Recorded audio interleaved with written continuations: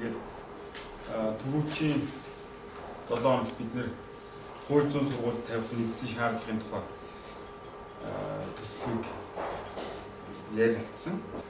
За өнөөдрийн хувьд бол хууль зүйн сургуулийг магадлал идэвхжүүлэх журмын төслийн танилцуулга хэлцүүлэг хийхэд бэлдсэн. За энэ маань бол хууль зүйн сургууль тавих шаардлагыг магадлал идэвхжүүлэхийг хүсэж байгаа сургууль биелүүлсэн үгүй гэдгийг шалгах үнэлэх энэ талаар дүгнэлт гаргахын процессын ажиллагааг зохицуулсан журам байгаа. За мөн энэ журмыг одоо хэрэгжүүлэх гол субъектүүд бол магадлал идэвхжүүлэх хороо, за магадлал идэвхжүүлэх комиссгийн хоёр хуульчтай холбооны институт байгаа. Тэгэхээр энэ хоёрын тухай бас ярилцсан. Энэ төслийн тухай бас ярилцах юм байна. За тэгэхээр энэ удаагийн танилцуулга бол нэлээд бас би товчхон бэлдсэн. Ягаад гэхээр түрүүчийн уулзалт дээр нэлээд дэлгэрэнгүй концепц ярьсан учраас яг онцлог юмнууд нь юу вэ гэдэгт төвлөрөхөөр зөвхөн процессын одоо ач холбогдолтой зарим онцлог зохицуултуудыг одоо ярих юм байна. Эхлээд бол энэ магадлал идэвхжүүлэхийг одоо хуулиар яаж зохицуулсан бэ гэдэг түрүүчийн 7 хоногт бидний ярьсан нэг слайд байгаа. Тэрэн дээр эргээд нэг одоо санах зорилгоор бас анхаарлаа хандуулъя. Дараагаар нь хууль зүйн сургуулийг магадлал идэвхжүүлэх асуудал эрхэсэн хороо.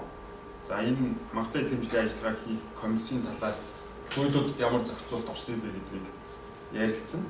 За ингээд магадлал идэвхжүүлэх комиссийн дүгнэлтийн төсөл. За мөн хууль зүйн сургуулийн магадлал идэвхжүүлэх журмын төсөл гэсэн энэ хоёр төслийнхөө үзэл баримтлалыг танилцуулах юм байна. За юуны өмнө бол одоогийн боловсролын тухай хууль, дээд боловсролын тухай хууль, хуульчийн эрх зүйн байдлын тухай хуулиар бол энэ магадлал идэвхжүүлэлттэй холбоотой харилцааг зохицуулж байгаа. За бид бүхний мэдж байгаа байгууллагын магадлал идэвхжүүлэлтийг бол бүхэл ихтэй сургуулиуд заавал хийх ёстой. За хөтөлбөрийн магадлал идэвхжүүлэлийн хувьд бол сайн дурын магадлал идэвхжүүлэлт байгаа тийм. Тэгэхээр хуульчтай холбооноос одоо хийх гэж байгаа энэ магадлал идэвхжүүлэлт бол боловсролын тухай хууль болон дээд боловсролын тухай хуулиас гадна тусгаасан хууль болох хуульчийн эрх зүйн байдлын тухай хуулиар одоо зохицуулагдж орж ирсэн юм шинэлэг харилцаа байгаа. За тэгээд энэ дээр бол хуульд зааснаар яг магадлал идэвхжүүлэх ажиллагааг бол энэ комисс хийн. За хууль зүйн сургууль тавих нэгдсэн шаардлагыг бол хуульчтай холбооны зөвлөл батлана. За энэ шаардлагыг сургууль хангасан эсхийг бол энэ хууль зүйн сургуулийн магадлал идэвхжүүлэх журмын дагуу хийнэ гэх. Түрүүчийн 7 хоногт бид энэ схемийн талаар ярилцсан. За тэгэхээр хуульчийн эрх зүйн байдлын тухай хуулийн 57-гийн 1-д бол энэ хууль зүйн сургуулийн магадлал идэвхжүүлэх асуудал эрхэсэн хороо буюу магадлал идэвхжүүлэх хорооны одоо чиг үүргийг зааж өгсөн байгаа. Энэ хороо бол ерөнхийдөө хоёр чиг үүрэгтэй. Нэгдүгээрт бол хууль зүйн сургуулийн магадлал идэвхжүүлэх журам хууль зүйн сургууль тавих нэгдсэн шаардлагыг одоо боловсруулах одоо чиг үүрэгтэй. Тэгэхээр энэ чиг үүргийнхаа хүрээнд бол хороо ингээд төслөө боловсруулад ингээд та бүхэнд хэлцүүлэх явж байгаа. За хоёрдугаарт бол эдгээр журам нэгдсэн шаардлагын хэрэгжилтийг хангах ийм одоо чиг үүрэг.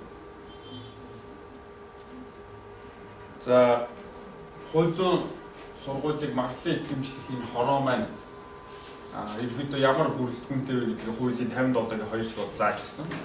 Энэ хууль зүйн шинжилгээ ухаан боловсролын хөгжлийг дэмжих хорооны гишүүд болон хуульч профессоруудын харилцан тэнцвэр төлөөлөлөөс бүрднэ гэсэн энэ одоо заалтын дагуу энэ хорооны бүрэлдэхүүн одоо бий болж байгаа. За энэ хуулийн одоо хууль заасан 7 одоо чиг үүргийн хорооны нэг нь бол энэ хууль зүйн сургуулийн магадлал идэвхжүүлэх энэ хороо байж байгаа. За энэ хороо гэхдээ бүрдэгтэй хуульд зааснаар өөр нэг чиг үүргийн хороо болох энэ хууль зүйн шинжилгээ ухаан боловсролын хөгжлийг дэмжих хорооны гишүүдээс болон хуульч профессорудаас бүрднэ гэсэн ийм бүрэлдэхүүнийх нь харьцааг бол хуулиар маш тодорхой зааж өгсөн. За энийг хуульчийн эрх зүйн байдлын тухай хуулийн Монголын хуульчдын холбооны дүрмийн 8-ын 7 дугаар зүйлийн 2-т илүү наривчсан зохицуултыг оруулж гисэн. Тэгээд энэ зохицуултын дагуу бол 2014 оны 3 сарын нэгний өдөр бол энэ хорооны анхны 13 бүрэлдэхүүнийг хуульчдын холбооны зөвлөл томилсон. За энэ дүрмийн 8-7 зааснаар бол хорооны бүрэлдэхүүний харьцааг бол илүү тодтогч өгсөн. Ингэхдээ хууль зүйн шинжлэх ухааны боловсролын хөгжлийг дэмжих хорооны гишүүд орохыг заасан. Гэхдээ энэ хорооны гишүүд маань бол өөрөө хууль зүйн сургуулийн багш, судлаач 7 хүн, шүүгч, прокурор, өмгөөлөгчтэй хорооноос тус бүр 2 нийт 13 одоо гишүүнтэй байдаг. Тэгэхээр энэ 13 гишүүнээс бол одоо тал нь энэ магадлалын хэмжээтэй хороо руу орж ирсэн байна. Тэгээ анхны одоо 13 гишүүн томилогдож ажиллах явцад бол цээ цогтоо цэвэлмаа гэ банзарч 3 гишүүн бол одоо өөрсдөө сайн дураараа өөр ажил одоо үүрэгтэйгээ холбогдуулан чөлөөлөх хүсэлтэй өгсөн. За тэгээд өнгөрсөн оны 10 сарын 9-ээс бол нээлттэй зар бол хуульчдын холбооны сайт хэв мэдээллийн хэрэглэлээр явсан. Тэгээд 2 шинэ гишүүнээр дэвшиж түрүү сард бол томилогдсон. За Наранбаатар шиг засан их сургуулийн багш. За мөсө хууль зүйн сургуулийн багш Янжи хорлоо 2 бол томилогдсон. Тэгэхээр одоогоор бол 12 гишүүнтэй юм хороо ажиллаж байгаа. За хууль зүйн шинжлэх ухааны боловсролыг дэмжих хорооны төлөөлөл байсан цогц шүүгч бол хүсэл дээрээ чөлөөлөгдсөн цогц шүүгчийн оронд бол одоогоор орж ирээг байгаа. Энэ нь бол шүүгчдийн хорооноос нэр дэвшиж орж ирэх хэрэгтэй. Тэгэхээр одоогоор шүүгчдийн хорооноос нэг хүн нэр дэвшсэн явж байгаа гэсэн. Тэгэхээр хуульчдын холбооны зөвлөлд батламжлах юм бол 13 гишүүнтэй болно. За Монголын хуульчдын холбооны дүрмийн 8-ийн 1-р зүйлийн 8 зааснаар бол энэ чиг үүргийн хорооны даргыг бол хуульчдын холбооны зөвлөлд томилж байгаа. За анхны даргыг бол дорж хотов шүүгч хийсэн. За бүр ерхий хугацаанд өнгөрсөн жил дуусаад оронд нь бол одоо миний бие томилогдсон байгаа. За энэ дарга бол хорооны гишүүдийн саналаар нэр дэвшиж томилогддог юм одоо байгаа. За хуульчийн эрх зүйн байдлын тухай хуулийн 57-гийн 3 дээр нэг юм заалт байгаа. Магадлалын итгэмжлэлийн хорооны бүрэлдэхүүнд хууль зүйн сургуулийн оюутны төлөөллийг оролцуулж болно гэдэг. За энэ заалтыг бол хуульчдын холбооны дүрмийн 8-ийн 7-гийн 3-д тодтогоход магадлалын итгэмжлэгдсэн хууль зүйн эрхтэй сургууль тус бүрээс нэг оюутны төлөөллийг оруулна. Эдгээр гишүүн саналын эрх өгсөн ийм одоо дүрмийн тодтогсон заалт байгаа. Тэгэхээр одоогоор бол магадлалын итгэмжлэх ажиллагаа эхлэх байгаа учраас яг одоо энэ оюутны төлөөлөлд орж ирэх. Яг л магадлалын итгэмжлэгдсэн сургууль болгоноос одоо төлөөлөл орж ирэх гэсэн учраас оюутны төлөөлөл бол одоогийн байдлаар хороонд байхгүй байгаа. Тэгэхээр магадлалын итгэмжлэх ажиллагаа явагдсны дараа тухайн сургууль болгоноос нэг төлөөлөл орж ирэх ийм байдлаар бүрэлдэхүүн өгч гэж харж байгаа. За тэгэхээр энэ магадлалын итгэмжлэлийн хороо бол нэг талаас түрүүнд өртсөн журам нэгдсэн шаардлагын одоо төслийг боловсруулах, энийг хэрэгжилтийг хангах юм үүрэгтэй. За энэ хэрэгжилтийг яаж хангах вэ? Энэ төслүүдийг яаж боловсруулах вэ гэдгийг одоо төсөл дээр бол нэлээд зарлж одоо зохицуулт хийсэн тэрийг та бүхэн харсан байгаа. За яг магадлалын итгэмжлэлийн ажлыг бол хуульчийн эрх зүйн байдлын тухай хуулийн 58-ийн 5 зааснаар энэ комисс хэрэгжүүлэх гэж зааж байгаа. Хуульчдын холбоо хууль зүйн сургуулийн магадлалын итгэмжлэгчийн үүргээ магадлалын итгэмжлэг комисс байгуулах замаар хэрэгжүүлнэ гэж. За энэ комисс нь бол боловсролын тухай хуулийн 26-гийн 2 заасны дагуу эрх олж авах бөгөөд уг комиссийн дүрмийг хуульчдын холбооны ерөнхийлөгч болон боловсролын асуудал эрхэлсэн засгийн газрын гишүүн хамтран батална гэж.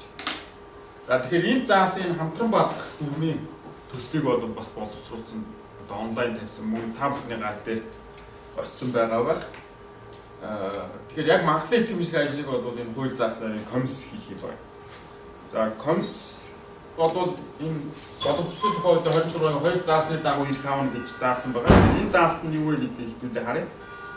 Яг хууль батлах үед бол 2012 онд хуульч эрх зүйн байдлын тухай хууль батлах үед бол энэ заалт ийм байсан байна. 26-гийн 2. Боловсролын магадлалын тэмцлэг боловсролын асуудал эрхэсэн төрийн захиргааны төв байгууллагаас эрх олгосон байгууллага шинжээж хэрэгжүүлнэ гэдэг. За энэ заалтад өнгөрсөн оны 4 сарын 14-нд нэмэг өөрчлөлт найруулсан байлээ. За тэгвэл бол ерөнхийдөө энэ өмнөх заалтын агуулга бол хിവэр үлдсэн. Гэхдээ зарим нэг өөрчлөлт орсон байж байгаа. Тэр нь юу вэ гэхээр энэ магадлалын итгэмжлэлийг явуулах эрхийг бол энэ боловсролын асуудал эрхэсэн төрийн захиргааны төв байгууллага олгоно гэдэг нь хിവэрээ. А ямар байгууллага вэ гэдэг дээр нь бол тодтогсон. Өөрөөр эндээс эрх олгосон ашигын төлөө бус байгууллага хэрэгжүүлнэ гэсэн ийм тодтогсон залт орсон. За дээрэс нь энэ байгууллага нь үйл ажиллагааныхаа үр дүн боловсролын асуудал эрхэсэн төрийн захиргааны төв байгууллагад тайлагна гэсэн одоо зохицуулт орсон. Тэгэхээр энэний дагуу бол одоо энэ дүрмийн зохицуулт явж байгаа. Тэгэхээр одоо энэ комиссийн дүрм батлагдах юм бол энэ комисс магадлалын итгэмжлэлийн үйл ажиллагаа явуулах эрхээ бол авах хүсэлтийг одоо энэ боловсролын асуудал эрхэсэн төрийн захиргааны төв байгууллага гаргаж авна гэж харж байгаа. За тэгээд мөн ашигын төлөө бус гэсэн шаардлага бол бас хангагдж байгаа. За дээрэс нь иргэд яаж тайлагнах вэ гэдэг бас түүн дээр магадлалын итгэмжлэх журмын төсөл дээр бол тусгаж өгсөн байна. Магадлалын итгэмжлэлтэй холбоотой мэдээлэл, статистик, магадлалын итгэмжлэл олгосон, цуцсан гэсэн зүйлүүдэд одоо боловсрол соёлын шинж ухааны яамд бол тайлагнаж хөрвүүлж байгаа юм зохицуул төсөл бол орсон байна. За хэдийгээр магадлалын итгэмжлэлийн комиссийн дүрм батлагдаагүй байгаа боловч яг чиг үүрэг нь бол дүрм батлагдсны дараа эхэлсэн. Тэгэхдээ одоо энэ магадлалын итгэмжлэх ажлыг эрчимжүүлэх үүднээс одоо энэ хуульчдын холбооны ерөнхийлөгч комиссийн бүрэлдэхүүнийг одоо томилсон байгаа. 2016 оны 5 сарын 14. Гэхдээ энэ комисс бол дүрм журм батлагдаагүй учраас одоо энэ төсөл боловсруулах ажилд оролцож байгаа. Тэгээд энэ комиссийг ерөнхийлөгч нь одоо тушаалаар томилсон. За энэ дээр бол гол нь бол хуульчдаас за мөн магадлалын итгэмжлэлийн чиглэлээр туршлагатай хүмүүсээс бүрдүүлсэн комисс томилсон. За тэгээд энэ комисс магадлалын итгэмжлэлийн хорооны бүрэлдэхүүнээр хамтраад энэ төслүүдийг боловсруулсан гэж хэлж байна. Сүүл одоо сүүлийн 8 сараас хойш. Тэгтээ бол дүрм журм батлагдсны дараа комиссийн бүрэлдэхүүн бол шинээр одоо дүрм заасны дагуу бол шинээр томилогдож. Харин ерөнхийдөө бол энэ ажлын хэсэг гэсэн утгаар байгуулагдсан гэж хэлж байна. За дүрмийн одоо тэгэхээр би та бүхэнд эхлээд магадлалын итгэмжлэх комиссийн дүрмийн гол концепцийг танилцуулъя. Энэ дээр бол хуульчийн эрх зүйн байдлын тухай хуулийн төрүүчийн дурдсан заалтууд дээр үндэслэж байгаа. За мөн боловсролын тухай хуулийн 26-гийн 2-т заасан заалт. За мөн дээд боловсролын тухай хуулийн одоо хөтөлбөрийн магадлалын итгэмжлэл сайн дурын үндсэн дээр явна гэсэн гих мэд зохицуултууд бол энэ орсон. За мөн боловсролын магадлалын итгэмжлэл үндэсний зөвлөлийн дүрм гэж байдаг. Энийг бол нэлээд бас жишг болгож харсан. Гэхдээ яг баримтлаагүй. За бусад орны туршлагыг харсан. Ерөнхийдөө бол хуульчдын холбооноос хууль зүйн сургуулийн магадлалын итгэмжлэлийг тохирцоодоо усуудад энэ магадлалын итгэмжлэлийн ажлыг хийдэг яг бүрэлдэхүүн нь ямар зарчмаар одоо бий болж ажилладаг юм бэ гэдэг тэр жишгийг харсан байна. За тэгэхээр энэ дээр үндэслээд ерөнхийдөө энэ төсөл бол нэлээд товчхон төсөл. Гэхдээ ерөнхийдөө нэг юм 5 янзын одоо зарчмыг баримтлж төсөл боловсруулагдсан. Нэгдүгээр нь бол төлөөллийн одоо зохистой харьцааг хангахыг хичээсэн. За тэгэхээр та бүхний гар дээр төсөл байгаа байх тийм. Төсөл дээр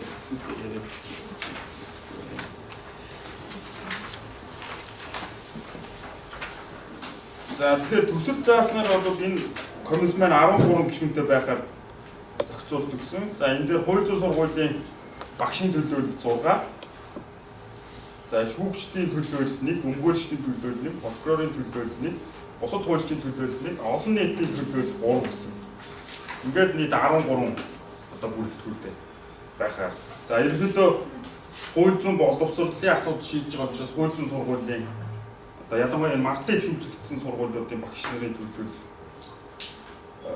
одоо ирээдүйд бол төлхөө орох юм уу та. Тэгэхээр яг энэ судалгаа хийдэг хичээл заадаг багш нар бол одоо тал хувь байх. За тэгээ нэгэнт энэ бол хуульчдыг бэлтгэх боловсролын тогтолцооны асуудал ярьж байгаа учраас мөн одоо хуульчдын төлөөлөл өөр ажил эрхэлж байгаа хуульчдын төлөөлөл.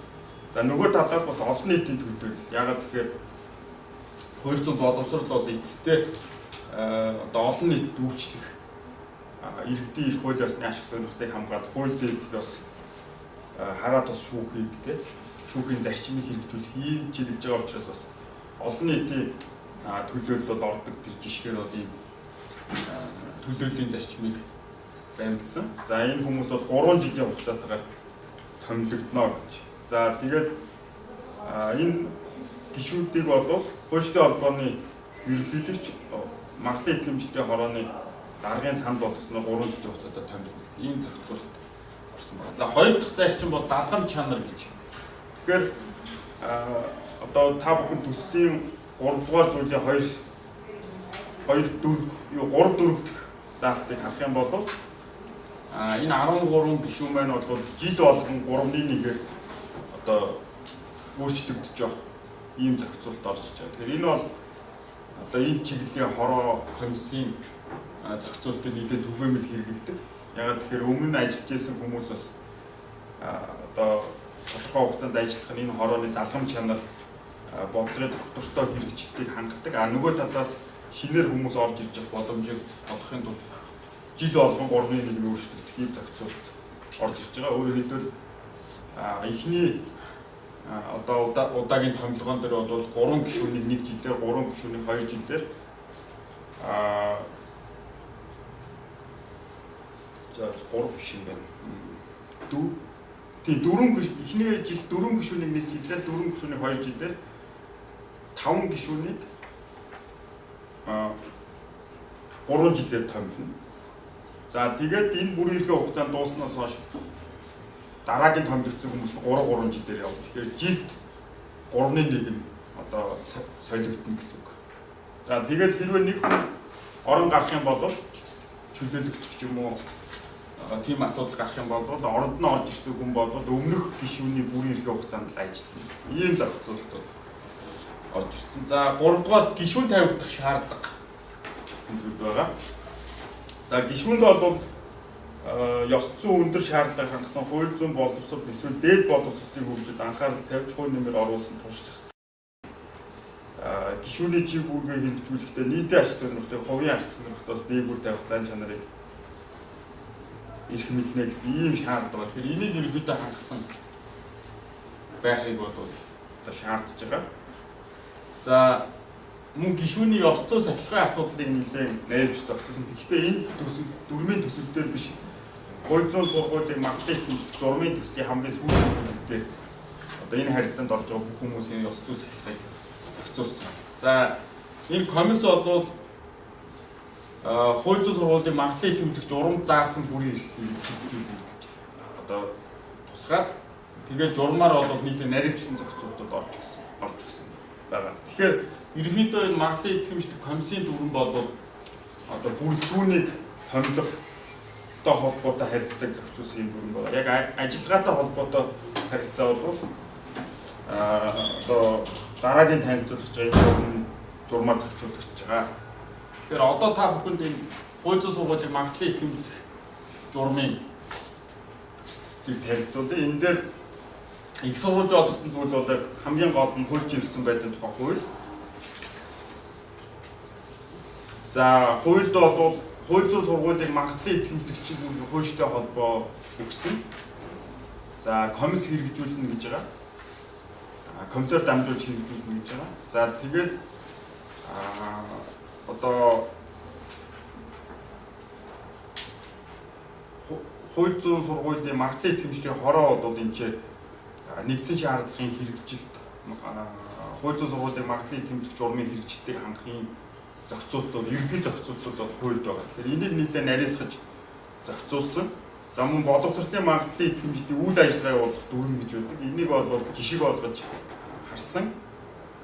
За энэ бол нөгөө боловсролын яамны дэргэдэх боловсролын магадлалыг хэмжүүлэх үндэсний зөвлөлийн зүгээс одоо магадлалыг хэмжүүлэх харилцааг зохицуулсан дүрм байгаа. Тэгэхээр энийг бол жишг болгосон. За мөн түүнчлэн гадаад улсын хуульчдын холбооноос хууль зүйн сургуулийн магадлалыг хэмжилдэг туршлагуудыг харсан. За ялангуяа хамгийн гол их сурвалж болгосон нь бол Америкийн хуульчдын холбооны одоо холбооноос бол хууль зүйн сургуулиудын магадлалыг хэмжилдэг. Тэгэхээр тэрний одоо зохицуултуудыг харсан. Мөн түүнчлэн Калифорни мужийн болон Австралийн одоо энэ чиглэлийн зохицуултуудыг жишг болгож харсан. За тэгэхээр төсөл боловсруулахад баримтсан гол зарчмуудаас та бүхэн чухал заримыг нь танилцуулъя гэж. Нэгдүгээрт бол энэ чиг үүргийн хуваарлалт. Одоо бид нар бол нэг эрх мэдэл хуваарлалт гэж ярьдаг тийм. Тэгээд тэрнтэй адилхан ер нь бол эрх мэдлийг хэрэгжүүлж байгаа бүх төвшний харилцаанд эрх мэдлүүдийг задлж хуваарлаж өөр субъектүүдээр хэрэгжүүлэх нь бол тэр эрх мэдлийг уруулан ашиглах одоо хууль бусаар хэрэглэх тийм энэ эрсдлийг багасгадаг байгаа. Тэгэхээр тэр шаардлагын үүднээс энэ чиг үүргийн хуваарлалтыг одоо хийж гисэн гэж. Тэгэхээр хуульчдын холбооны зөвлөлд бол ерөнхийдөө магадлалын хэмжигтэй холбоотой дүрм журмуудыг батлана. За тодруулбал хууль зүйн сургуулийг тавих нэгдсэн шаардлага. За хууль зүйн сургуулийн магадлалыг хэмжих журам гэсэн энэ зүйлүүдийг бол зөвлөл баталж байгаа. За мөн зөвлөлд бол энэ хорооны гишүүдийг даргыг бол томилж байгаа. За магадлалын идэвхжлийн хороо бол юу гэхээр саяын дүрм журмуудын төслийг боловсруулан дээрээс нь хэрэгжилтийг хангах ийм одоо чиг үүрэгтэй. Энийг нь салгаж өгсөн. Яг магадлалын идэвхжлэх ажлыг бол комисс одоо гол магадлалын идэвхжил тавьж байгаа шаардлагыг хангасан эсхийг тогтоох ажил бол энэ магадлалын идэвхжлэх комиссээр ногдож байгаа. За тэгвэл комисс бол одоо бусад орны болон манай Монголын боловсролын магадлалын хэмжээний комиссийн туршлагад байгаачлал юу гэхээр энэ шинжээ шалгагчаар дамжуулж энэ магадлалын хэмжээний шаардлагатай нотх баримт мэдээллүүдийг цуглуулах ийм одоо байдлаар салгаж өгсөн. Өөрөөр хэлэх юм бол шинжээ шалгагч бол юу гэхээр ерөнхийдөө магадлалын хэмжээний шаардлагыг тэр нэгдсэн шаардлагатай холбоотой одоо хүнлэнгийн үнэлгээг сургууль дээр хийн. Тэрнтэй холбоотой материалуудыг цуглуулна. Гэхдээ үнэлгээ өгөхгүй.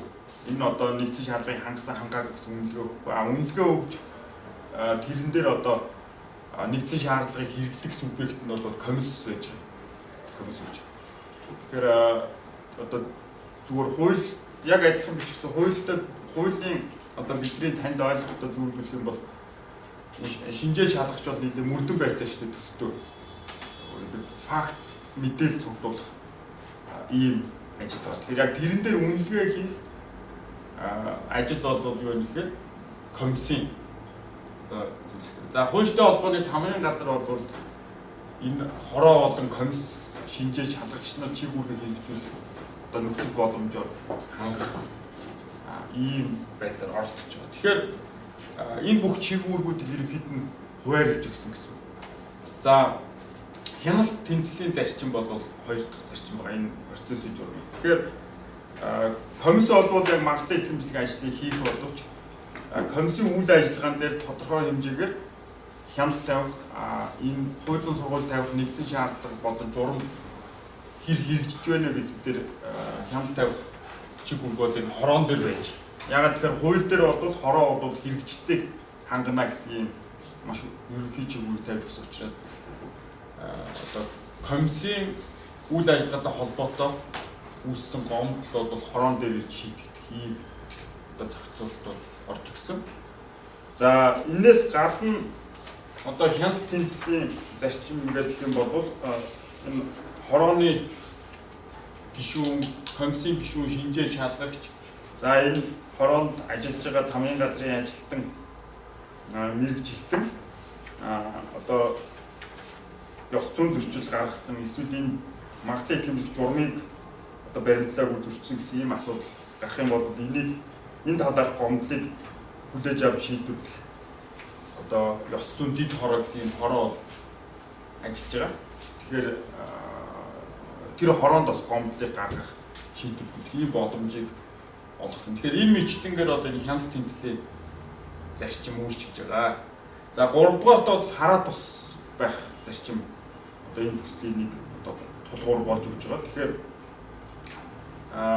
одоо тус тусын чиг үүргээ бол энэ дээр дурдсан субъектүүд бие дааж хараа тусаар хэрэгжүүлэх бусад альва этгээдээс энэ оролцохыг бол хориглосон.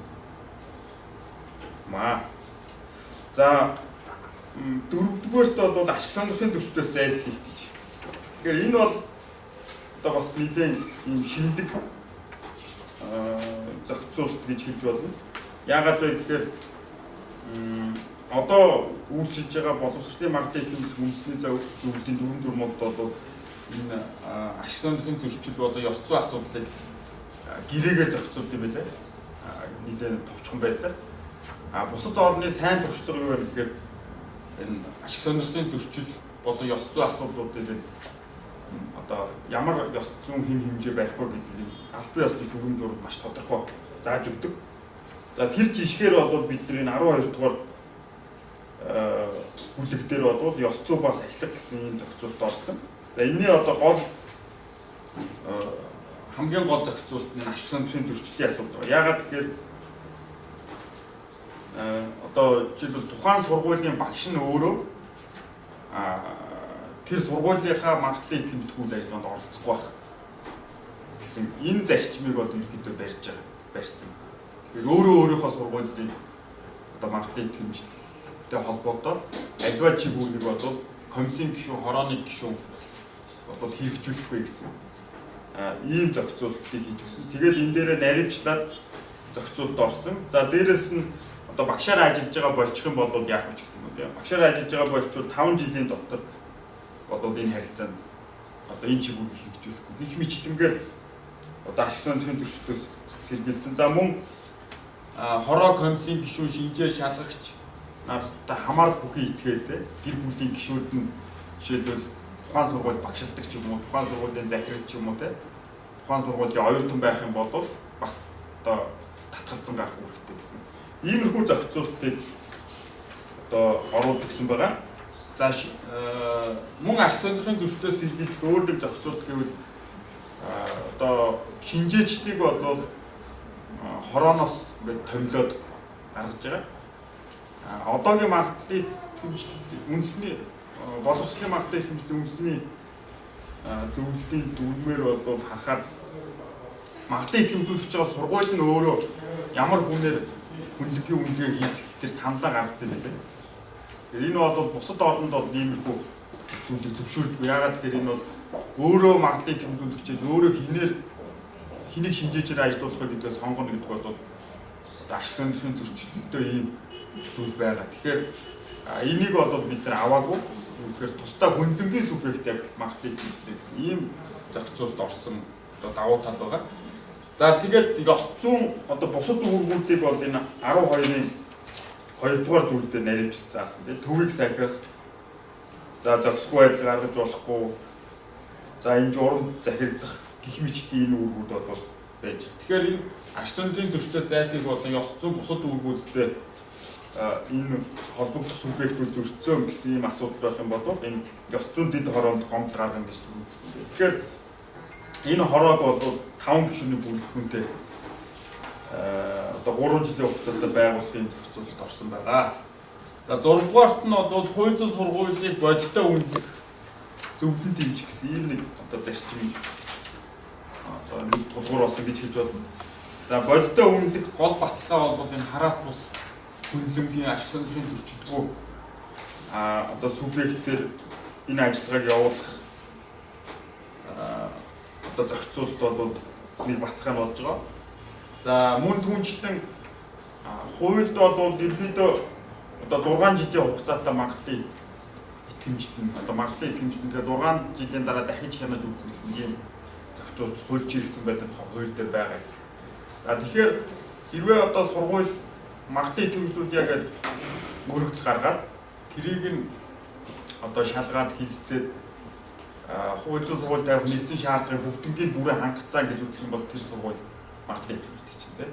Гэхдээ тэр нэгдсэн шаардлагыг бүрэн хангаагүй ерөнхийд нь хангацсан, гол шаардлагыг хангацсан. Өөр шаардлагатай жишээлбэл жоохон дутуу байх юм бол бид нэр сургуульд бас боломж олох үүднээс шууд магадлал идэвхжүүлэлтийг хориглоно гэхээс илүү одоо болцолт магадлал идэвхжүүлэлт өгнө гэсэн ийм зохицуулалт орж иж. Энийг бол provisional approval эсвэл accreditation гэсэн ийм нэртэйгээр явуулдаг байлаа. Тэгэхээр энэ бол арай богино хугацаанд хүчинтэй, 2 жилийн хугацаанд хүчинтэй. Тэгэхээр тэр 2 жилийн хугацаанд сургууль арай жоохон дутуу байгаа ерөөдөө хангацсан тэр шаардлага яах вэ гэхээр одоо бүрэн гүйцээж хангах ийм боломжийг сургуульд олгож байгаа. Гэхдээ энэ 2 жилийн хугацаанд бол юу гэхээр магадлал идэвхжүүлэгдсэн тооцогдоод явах.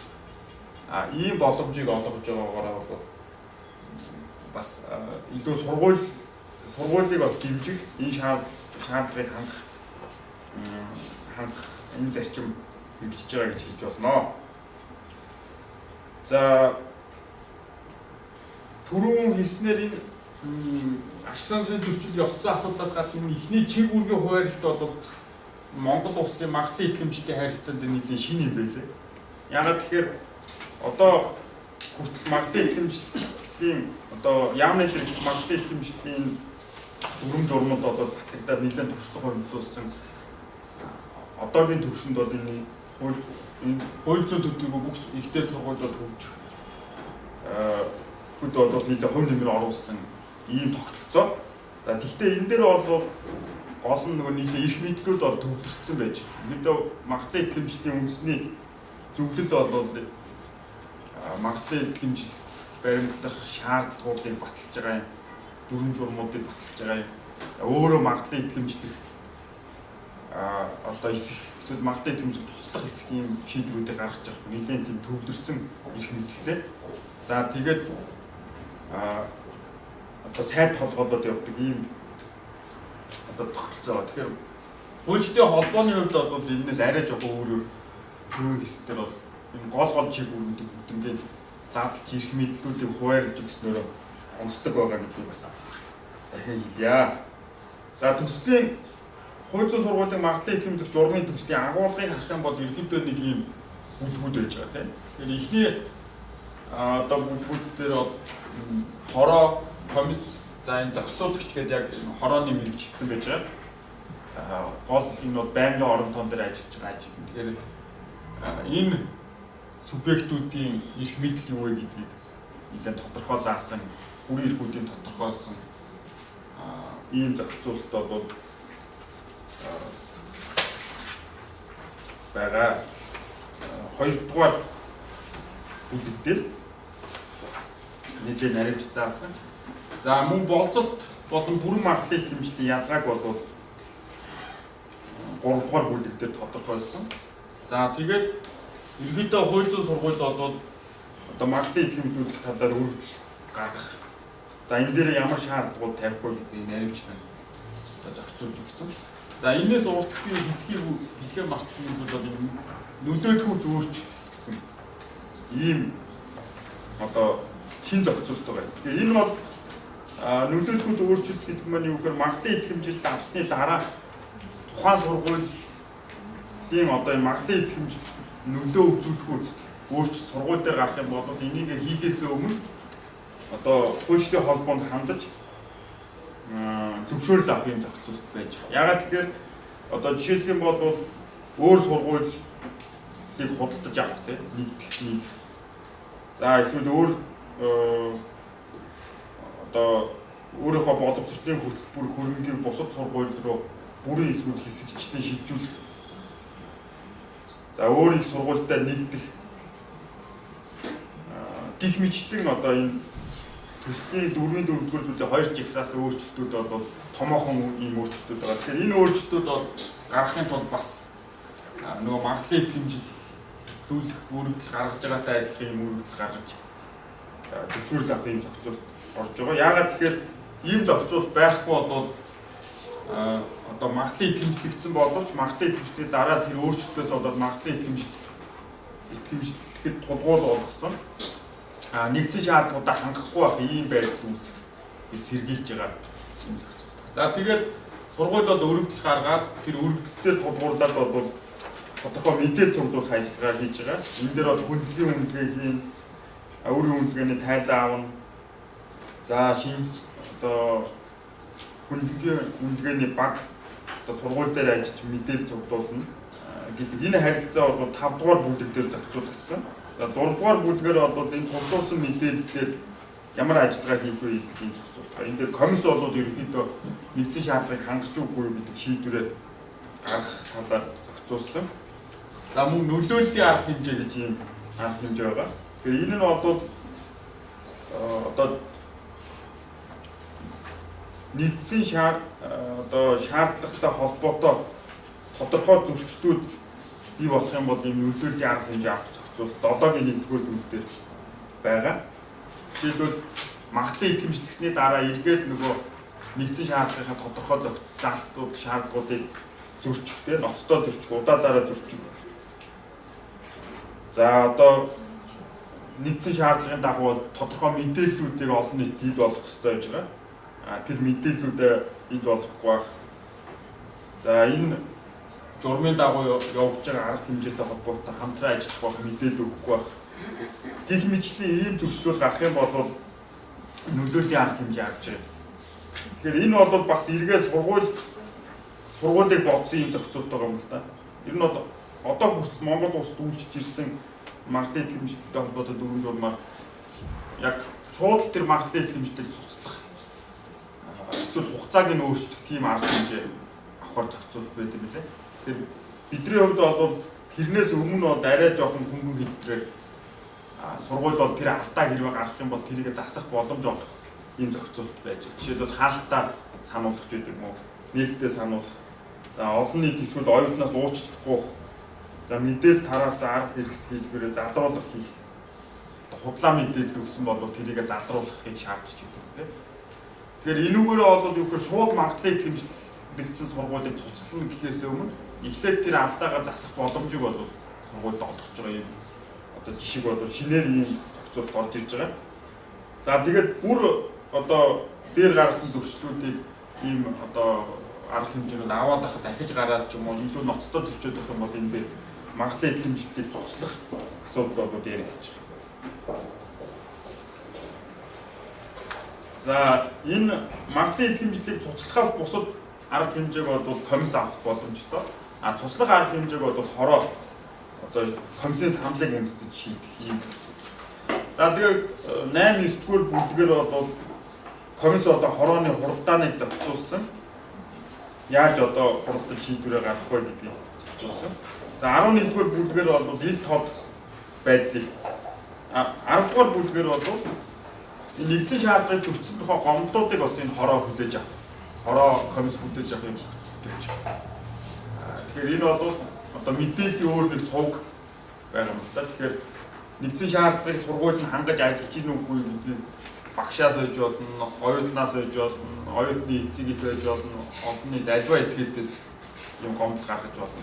Тэгэхээр тэр гомдол нь хэрвээ үндэслэхгүй энд одоо нэгдсэн шаардлагатай холбоогүй байх юм бол тэрийг хэрэгсэхгүй болох чинь холбоотой байх юм бол тэр асуудлыг комисс хороолоо шилжүүлээд одоо тэрийг шалгуулж шийдвэрлэх ийм зохицуулалт орж ирж байгаа. За 11-р бүлэг дээр бол ил тод байдлын тухай нэлээд наривчлан зохицуулсан.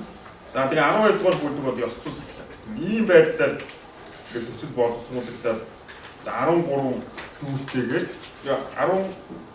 13 бүлэгтэйгээр ийм төслийг одоо хийчихэд байгаамаа.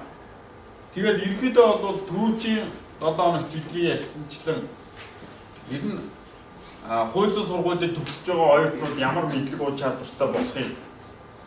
За ямар хөтөлбөр байх юм, багшлах бүрэлдэхүүн ямар байх юм, боловсролын орчин ямар байх юм гэсэн ийм стандартыг бол хууль зүйн сургууль тавих нэгдсэн шаардлагаар бид нар зохистой бодиттой хэрэгжих боломжтой. За тэгвэл бас одоо сургуулиуд ахиц дэвшил гаргахыг шаардсан тийм. Гол нь бол Монголын одоо хууль зүйн сургуулийг төгсөж байгаа төгсөгчдийн тулгамдсан асуудлууд нөгөө дутуу байгаа мэдлэг ур чадруудыг хөгсөн ийм одоо нэгдсэн шаардлагыг боловсруулад батлаад тэгээд энийг одоо зохистой төлөөлөл бүхий түүнээс бүрдсэн комисс хороогоор магадлалын тэмдэг ажиллагааг хараад тусаар үр нөлөөтэй шудраг хөвийг сахиж ингээ хийх ийм тогтолцоог бүрдүүлэх юм бол энэ одоо Монголын хууль зүйн боловсролын чаналд дахиж гарна гэж харж байгаа. За тэгээд ирээдүйд бол илүү мэдлэгтэй ур чадвартай ёс зүйтэй хуульчид олноор төрөх нийгмийн өмнө хүлээсэн хариуцлагыг сайн биелүүлэх байх. Тэгээд улмаар хүний их шударгаас хууль дэдлэх бас хийж одоо тэр суурийг хүний нөөцөд бүрдүүлэхэд бол энэ шин тогтолцоо одоо батлагдаад хэрэгжих юм бол хувь нэмэр оруулна гэж харж байгаа. Тэгээд төслийг ингээд танилцуулахад юм байна. Та бүхнээс асуулт цаана байвал чөлөөтэй хийж илэрхийлж болно.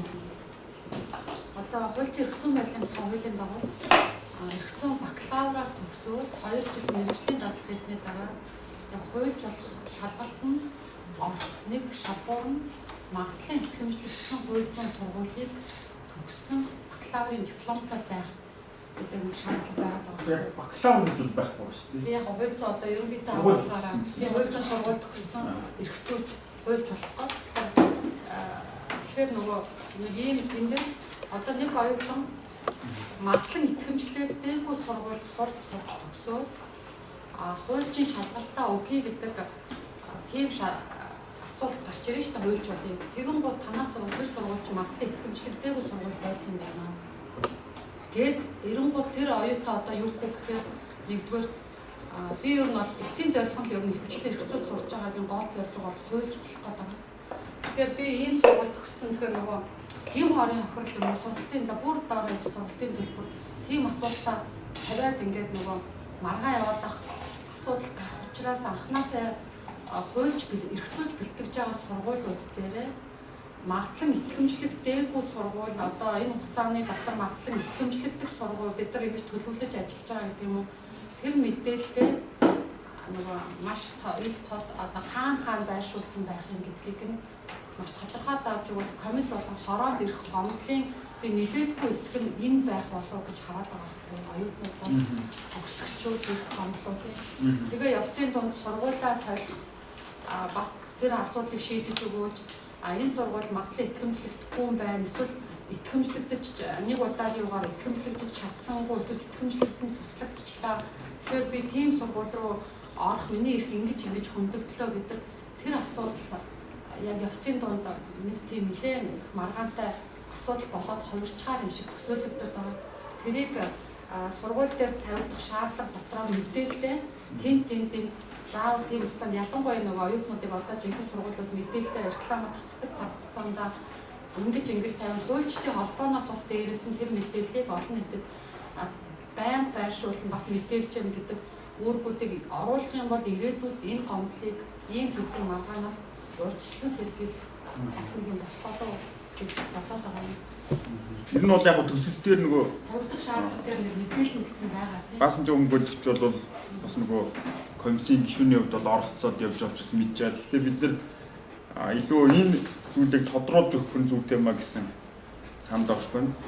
За хоёр төсөл дээр хоёулын дээр нэг юм залт байгаа. Нэгдсэн шаардлага, хууль зүйн сургуульд авах нэгдсэн шаардлагын 5-9 зүйлийн 3 дээр хууль зүйн сургууль хуульчдын холбоогоор магадлалын итгэмжлэгдсэн статусаа олон нийтэд ил болгоод энэ талаараа тодорхой бичих бөгөөд хуульчдын холбооноос энэ талаар давлахад холбоо хүний нэр дугаарыг бичнэ гэсэн юм. Тэгэхээр энэ дээр болгоул биш ер нь бол ил болгоно гэдэг.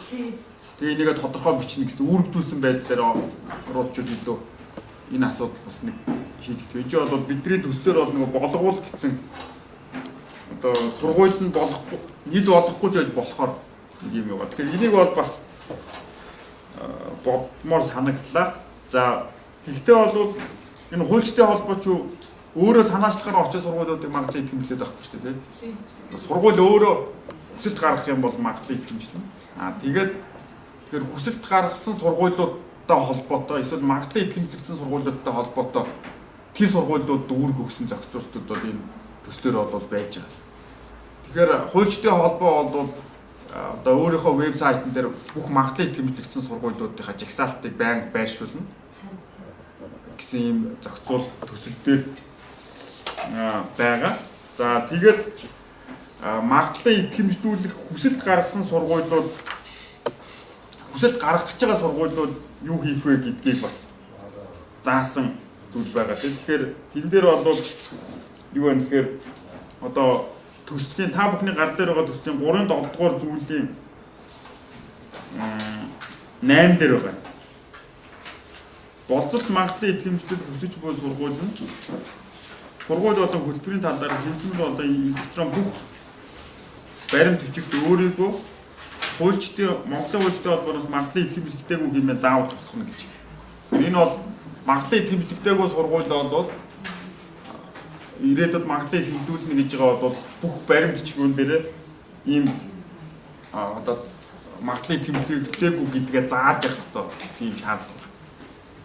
За тэгээд хэрвээ түрүүчийн бидний хэлснээр болцолт магадлалыг тэмдэглэл авсан бол бас болцолт магадлалыг тэмдэглэсэн гэдгээ тусгана гэсэн иймэрхүү үүргүүд бол сургуулиудад бас оногдсон байгаа. Бүгд ер нь 5 жилээр 10 жилээр боловсролын магадлалын эзний зөвлөлөөс магадлалын итгэмжлэг бичлэг авсан байгаа шүү дээ тийм.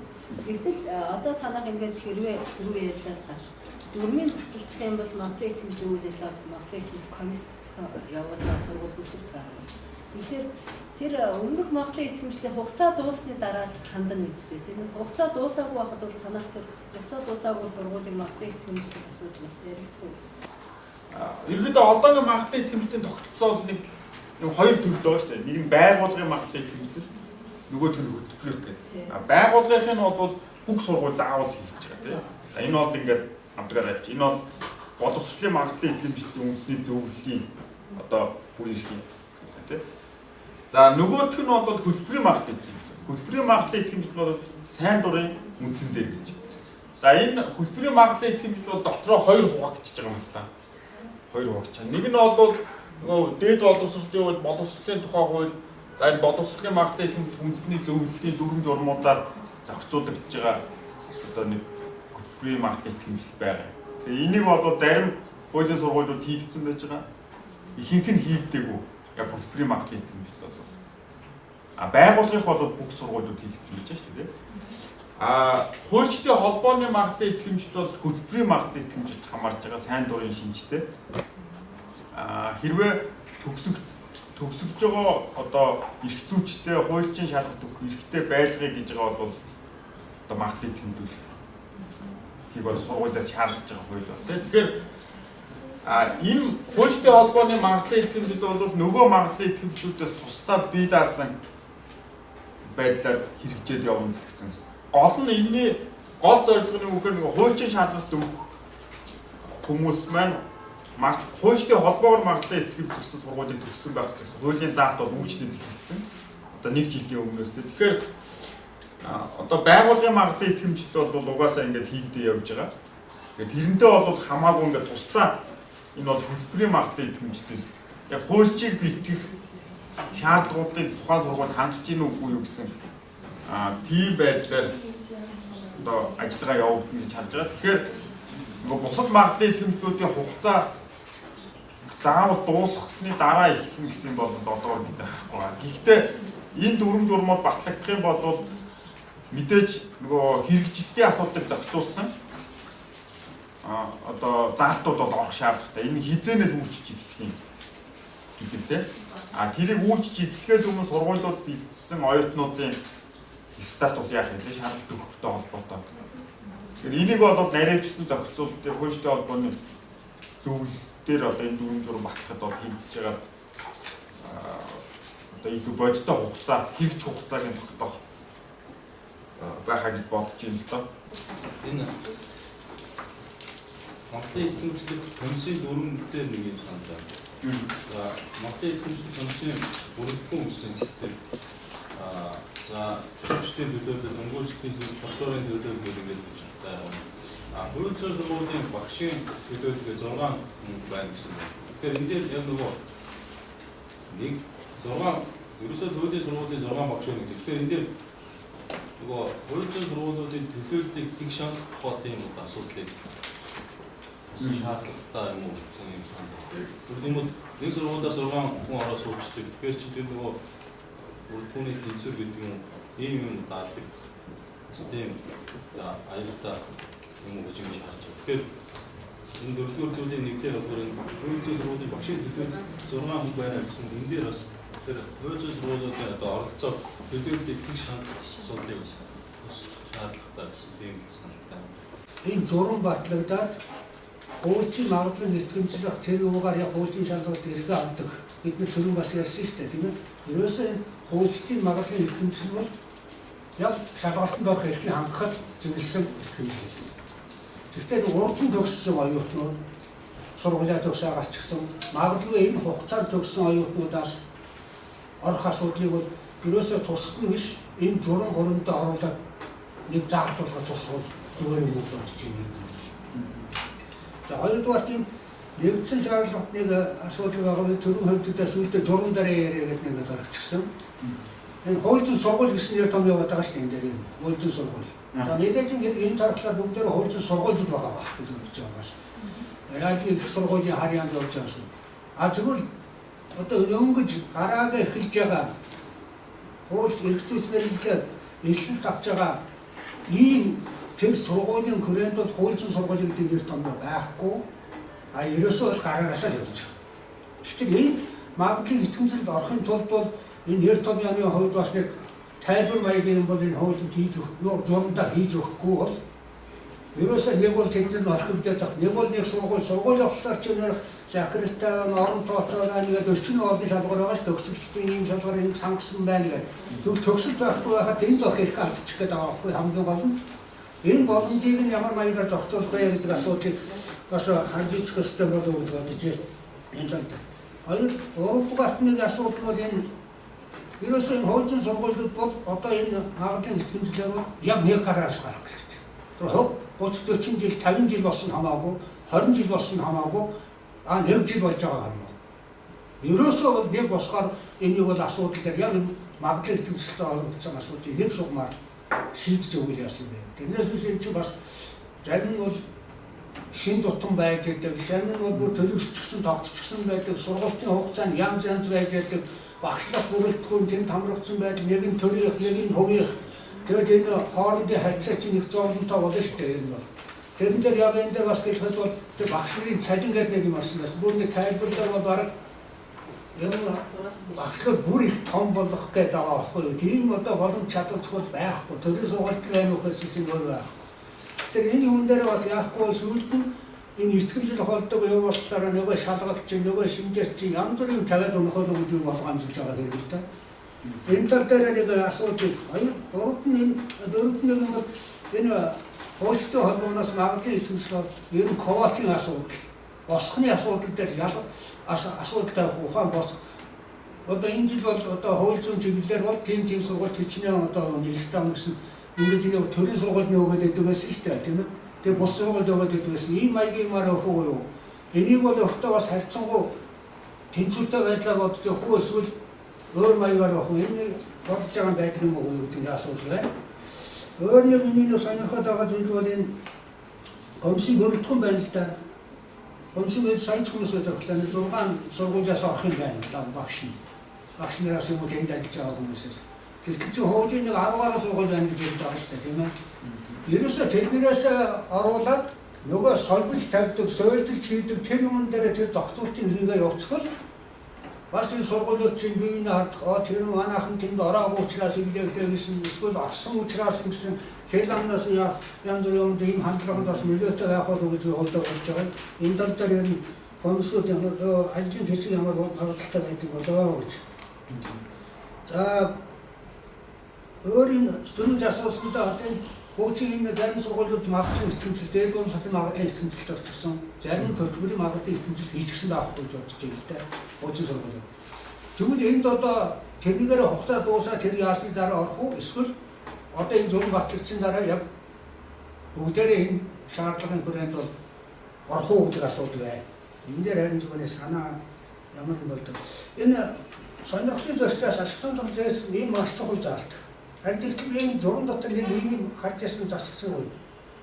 Сургууль дээр хөндлөмийн шинжээчд одоо шинжээч гин. Тэрний зардыг тэр сургуулиас нь хариуцсан гэж. Тийм. Өөрсөн. Энэ чинь очиад сонирхлын зөрчилд очих юм шүү. Зарим нь бол баахан хөнгөр цохоо тэдний дээр нь дүгнэлт гаргуулчих асуудал. Японд нь бол ерөөсөө тэднэрт авах тэр чинь хоёр янзаар хандхад хөрнөлтөө ерөнхөн гэдэг юм чинь бас нэг хартаад нэг сонирхлын юм заавал дагуулж идэг. Энэ дээр ерөөсөө энэ магадгүй итгэмжтэй газар тэрнийхээ асуудлыг шийддэг. Харин тэр магадгүй итгэмжид орж байгаа газраас хурааж атуу юм авдаг байвал ийм маягаар зохицуулах юм бол энэ хардлага шийдлэг ашиг сонирхолтой хайслах нөхцөл бүрдэх болов гэж бодож байна. Зүгээр ямар за ер нь энэ эцсийн болон хууль зүйн сургууль төгслөө. Эрх зүйчээр төгслөө бакалаврын одоо хэлсэнд бол эрх зүйч боллоо. Нөгөө хуульч магадгүй энэ диплом бичих энэ төрд нь бол ялгаа гэж байна уу? Хуульч эрх зүйчгийн бакалавр эрх зүйч гэж явах юм уу? Хуульч одоо ямар юм гэдэг юм одоо тийм нөх юм уу? Гэдэг нь асуудал. Энэ чинь бас нэг жил илүү сурч байгаа шүү дээ. Энэ дээр ялгаатай нэг тэр боловсролын зэрэглэл тогтоосон маягийн юм яаж шийддэг болов гэдэг асуудал байх юм. Ийм зүйл дээр миний санаагаар хэлье гэж бодож байна л да. Тэгэхээр за эхний асуулт дээр урд нь төгссөн оюутан гэдэг. Тэгэхээр энэ бол мэдээж бидний одоо харж байгаагаар одоо энэ төслүүд батлагдлаа гэж бодоо. Тэгээ энэ хавар батлагчлаа. Тэгээ 4 сар батлагчлаа гэж бодоо. Эсвэл 5 сар батлагчлаа тий. Тэгэн гол чинь нэг хэрэгжих хугацаа заана да. Хэрэгжих хугацаа бол бэлдэх хугацаа өгнө. Тэгэхээр тэр хугацаанаас өмнө илсэн буюу одоо сурж байгаа тэр хугацаа болохоос өмнө илсэн оюутнууд энэ одоо хууль төгсөөд хуульч болох тэр бол энэ нь үйлчлэхгүй байх шаардлага. Тийм шалгалтанд орох, эрхийг хангах юм зохицуулалт орох байх гэж бодож байгаа. Ягаад тэгэхээр оюутнууд бас шудраг биш шүү дээ. Бүх оюутнууд орж чадахгүй болчих шүү дээ. Тийм үү? Буцаж үйлчлэхгүй гэсэн үг л дээ. Буцаж үйлчлэхгүй. Яг тэр дүрм журм хэрэгжиж ихснээс хойш үйлчлэх ийм нэг шилжилтийн зохицуулалт бол яа харахгүй орж таарах баха. Тэгээд ингээд одоо магадлалын тэмцэх ажиллагаа явагдаад энэ журам хэрэгжээд ингээд жигдрээд ирнэ шүү дээ. Тэгэхээр магадгүй одоо зарим сургуулиуд магадлалын тэмцэхтэй зарим нь магадлалын тэмцэхгүй ч ийм нөхцөл байдал үүсэх мэдэхгүй. Тэгэхээр яг тухайн нөхцөл байдлаас хамаарах. Тэгэхээр 3-ын 2 дугаар зүйлийн 10 дээр нэг юм залт байна. Магадлалын итгэмжлэгдсэн сургууль нь магадлалын итгэмжлэхээс өмнө төгссөн оюутнуудаа магадлалын итгэмжлэгдсэн сургуулийн зэрэг нөхөө олгож болохгүй гэдэг. Тэгэхээр энэ бол юу вэ гэхээр ирээд нөгөө магадлалын итгэмжлүүлэх дүрм журм үйлчилж эхлээд тэгээ нөгөө магадлалын итгэмжлүүлэх бодиттой хугацаа сургуулиуд өгдөн шүү дээ. Тэгээд тэр хугацаа тодорхой хугацаа өнгөрсний дараа жишээлбэл иймэрхүү заалтууд үйлчлээд ирэх иймэрхүү одоо зүйл бол харагдаж байгаа юм л да. За хоёр дахь асуултын хувьд бол хууль дээр бол хууль зүйн сургууль гэж явж байгаа. Ерөөсөө хуульч хэрэгцсэн байдлын тухай хууль бол хууль зүйн сургуулийг магадлалыг хэмжлэх гэсэн утгаар явж байгаа. Тэгэхээр хууль зүйн сургууль гэхээр тэр бол захиралтай байх, тэгээд багшлах бүрэлдэхүүнтэй байх тийм бүртөө байх гэдэг сургууль тавигддаг ерөнхий шаардлага бол байгаа гэж харж байгаа. Тэгэхээр ер нь бол яг магадлалыг хэмжлүүлье гэж байгаа бол энэ сургуулийн хэлбэрлэлөө шилжих угаасаа агуулга бол хууль дээр байгаа юм. Сургууль гэсэн байгаа учраас тэгэхээр бид нар бол сургуулийг магадлалыг хэмжлэнэ гэсэн ийм одоо зүйл байгаа. Гэхдээ яг сургууль гэдгийг нэр томьёоны хэсгээр тодорхойлоогүй орхицсон. Тэгэхээр яг сургууль гэдгээ бас хуулийн сургууль гэдгээ тодорхойлох юм шаардлага байж болох юм. За 4-ийн 1-р зүйлийн 4-дээр нэг юм залт байна. Хууль зүйн сургууль нь хууль зүйн боловсролд олгох бүтэн цагийн хөтөлбөрийг 2 жилээс доошгүй хугацаанд хэрэгжүүлсний дараа болцолт магадлалын хэмжүүлэх өөрчлөлт гаргаж болно гэсэн юм. За тэгэхээр ямар ч байсан 2 жил ажилласан байх. Эсвэл огт ажиллаагүй байх юм бол ч магадлалын хэмжүүлэх боломж байхгүй шүү дээ. Тэгэхээр ажиллаад доотлол нь 2 жил одоо ажиллагаа явуулсан шинэ сургуулиудын хувьд бол нэг ийм энэ бол бас л аль ч улсууд байдаг ийм л юу юм бэлээ. ажилласан байх гэсэн ийм нэг зохицуулалт бол одоогийн төсөлд бол явж байгаа юм. Ажлын хэсэг дээр бол бид нар ярьж байгаа нэг хагалт шийдэх баг. Зүгээр гол нь 500 гэж орж ирсэн үндэслэл юу вэ гэхээр ер нь бол хууль аль ч улсад хуульч бэлдэж байгаа сургуульд орж байгаа босго өндөр баг. Одоо бусад мэрэгчлэр ягаад тэгэхээр эн чинь өөрөө тодорхой потенциал шаардсан юм шүү дээ. Одоо лог сэтгэлгээ, анализ их үндэслэл гаргах. Тэгэхээр тэр потенциал та хүмүүс орж ирэх хэрэгтэй байхгүй юу? Тэгэхээр тэр потенциалыг хангасан хүмүүс ихээр одоо зарим газар энэ ерөнхий шалгалтаар авдаг газар оноог нь өндөр тавьчих чинь. Америк шиг ч юм уу, Япон, Солонгос шиг газрууд бол тусгаалan шалгалт авчих байхгүй юу? Тэгэхээр тэр шалгалт нь бол яаж юм гэхээр лог сэтгэлгээ шалгасан, үндэслэл шалгасан. Одоо урьдчилан мэдээлэл, мэдлэг гэхээс илүү ерөнхийдөө тэр хүний одоо сэтгэлгээний потенциал юу вэ гэдгийг ингээ гаргаж байгаа байхгүй юу? Тэгээд тэрэн дээр жишээлбэл тэр шалгалтыг сайн өгдөг хүмүүс ингээд тэгэхээр Америкт Японд жишээлбэл ерөнхийдөө лог сэтгэлгээ сайтай анализ их үндэслэл гаргах чадвартай хүмүүс тийм дээр өндөр оноо авдаг гэж байна. Тэгэхээр манайх бол тийм яг нөгөө бакалаврын тогтолцоо байгаа учраас яг тийм шалгалт орж ирэх бол бакалавр дээр орж ирэх боломж байхгүй. Тэгэхээр ерөнхийдөө нөгөө энэ ерөнхийдийн суур оноон дээр л хэд байх уу гэдэг дээр л ярих юм л. Тэгээд энэ 500 бол яг ажлын хэсэг дээр ярьж байгаа л одоо 100% саналаар орж ирсэн тоолдоо. Тэгэхээр энэ дээр эргээд түрүүн гарсан санал, сая галдаахан гаргасан санал гэдэг ингээд протокол дээр тэмдэглэж байгааг яг ярив. За багшийн цалин дээр бас түрүүчийн юм дээр санал гарсан. Тэгвэл багшийн цалин одоо Монгол улсын дундаж цалин 3-аас доош нугалсан цалин өгнө гэсэн юм л. Тэгэхээр энэ бол өөрөө юу вэ гэхээр өнөөдөр бол багшийн цалин үнэхээр бага. Одоо улсын сургуульч ялгаагүй, хувийн сургуульч ялгаагүй. За ингээд ерөнхийдөө багцаагаар яхаар одоо 400-500 мянгаас эхлээд нэг сая 500 орчим байх шүү гай. Ингээд дээд доодн тий. За сая 500-г авсан ч гэсэн одоо өнөөгийн нөхцөлд яг багшийнхаа ажлаа хийгээд тэр хүн амьдрахад хүрэлцээтэй юу гэдэг юм асуудал байна. Тэгэхээр нэгэн цалин бага учраас багш нар бол давхар ажил хийх, өмгөөл хийх, хуулийн зөвлөгөө өгөх тий. Тэгэхээр энэ хэрээр бол нөгөө судалгаандаа зарцуулах цаг нь байхгүй болчих жоох. За дээрэс нь одоо оюутан зарцуулах, хичээлээ бэлдэх тий. Хэдүүл нэг агуулга бэлчээд нөгөөтэй ингээл жид болго адилхан юм яриад их ч юм уу. Одоо тэгэхээр ямар ч хүн яг энэ нөхцөлд орсон болоод бас хэцүү сонголт байгаа байхгүй. Тэгэхээр энэ асуудлыг бид нар яаж шийдэх вэ гэж байгаа нэг юм одоо цалингийн нэг юм тавьсан байгаа. Тэгэхээр энэ бол нэлээх шүүмжил дагуулж байгаа учраас энэ дээр яа харахгүй эргэж хандах ярих. Тэгэхээр бодиттой юу үгүй гэдэг бол нэгэн бас хүмүүсийн шүүмжил дагуулж. Тэгэхээр орж ирсэн шалтгаан бол энэ байгаа. Өөрөөр багшид бол одоо ерөнхийдөө боломжийн цалин олгоод тэгээд өндөр шаардлага тий тавьдаг тэр тогтолцоо ер нь олон улсын тогтолцоо тийм байгаа. Тэгээд тийшээ шилжих нэг юм хөшүүрэг юм уу. Тэгэхээр одоо 3 гэж байгаа нь бол шүүгчийн цалинтай дүүцүүлсэн л дээ. Тэгэхээр уг нь бол хууль зүйн сургуулийн багшийн цалин бол шүүгч прокурор одоо прокурорч адилхан болсон тий. Шүүгчтэй. Шүүгчтэй баг адилхан тий. 60% юу? Арай бага тий. Тэгэхээр ямар ч байсан одоо тэр дайны байх тий. Тэгээ энэ ч өөрөө ямар байдал үүсэж байгаа нөхөр их сургуулийн багш бол хаяа нэг бас хууль зүйн зөвлөгөө мөнгө өгж болох л тоо. Гэхдээ байнга яг практик дээр ажиллаад тахаар ах сонирхлын зөрчил үүсчдэг. Одоо жишээ нь захиргааны эрх зүйн багш захиргааны шүүхээр өмгөөл хийдэг бол захиргааны шүүхийн шийдвэрийг аваад анализ хийдэг, хөндлөнгөөс үнэлгээ өгдөг тийм юунд жишээлбэл амар хэцүү болчих жоохгүй юу? Өөрөө шүүхэл явдаг. Тэгэхээр энэ мэт юмнуудыг бодож л ийм нэг юм ороод ирсэн л байна. Энэ өөрөөр сургуулийн кейс дээр ярьдаг.